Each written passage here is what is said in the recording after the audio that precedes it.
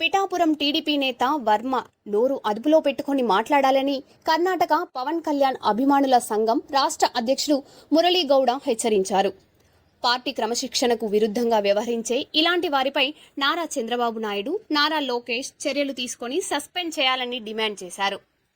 Bodilingam Varma Karnataka తరపునికి warning ఇస్తున్నాం. నమస్కారం, నేను మీ మురళీగౌడ, కర్ణాటక. ఏమి ఈ పిఠాపురం టీడీపీ ఇన్ఛార్జ్ ఈ బోడిలింగం వర్మ ఎప్పుడు చూసినా పెద్ద పుడింగ్ లాగా ప్రెస్ మీద ముందరొచ్చి నోటుకొచ్చినట్లు మాట్లాడేది.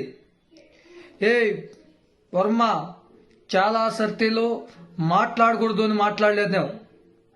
నీకు చెప్తున్నాం, పవన్ కళ్యాణ్ గారికి రెస్పెక్ట్ ఇచ్చి మాట్లాడుతుండలేదు నేను.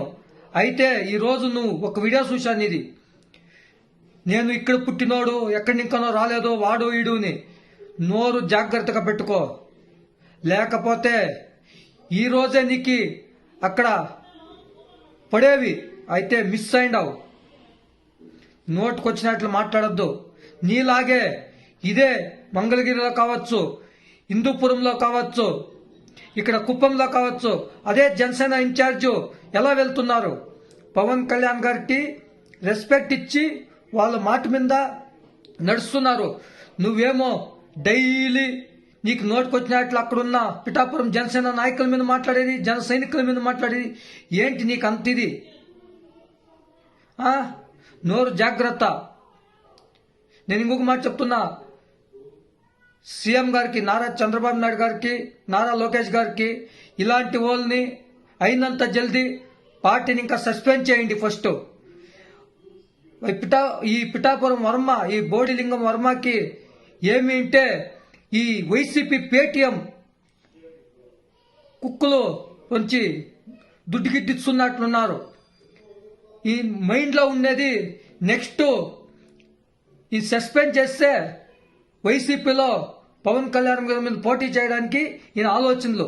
ఫస్ట్ ఇలాంటి వాళ్ళని మీరు పార్టీని ఇంకా సస్పెండ్ చేయాలి, లేకపోతే నోరు మూపించాలి. ఇట్లే కదా నోరు తెరుచుకుని ఇడిస్తే ఇలాంటి వాళ్ళని ముందుటికి మీకు చాలా ప్రాబ్లం అవుతుంది. ఇప్పుడు పవన్ కళ్యాణ్ గారికి రెస్పెక్ట్ ఇచ్చి భారతదేశంలో ఉన్న జన సైనికులు కూడా పవన్ కళ్యాణ్ గారు ఏం చెప్తే ఆ మాట మీద నడుచుకొని వెళ్తున్నారు.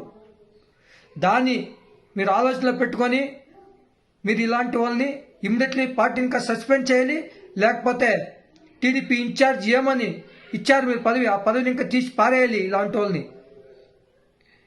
ఇంకొకసారి చెప్తున్నా, వర్మ గారు, నీకు చాలా శక్తులు రెస్పెక్ట్ ఇచ్చాను, మాట్లాడకూడదు మాట్లాడలేదు. ఇప్పుడు చెప్తున్నా, నెక్స్ట్ టైం పవన్ కళ్యాణ్ గారి గురించి నీ నోటుకొచ్చినట్లు వాగిండావా, కర్ణాటక తరపున ఇంకా వచ్చి అక్కడే వచ్చి నీకు వార్నింగ్ వేయాల్సి పడుతుంది.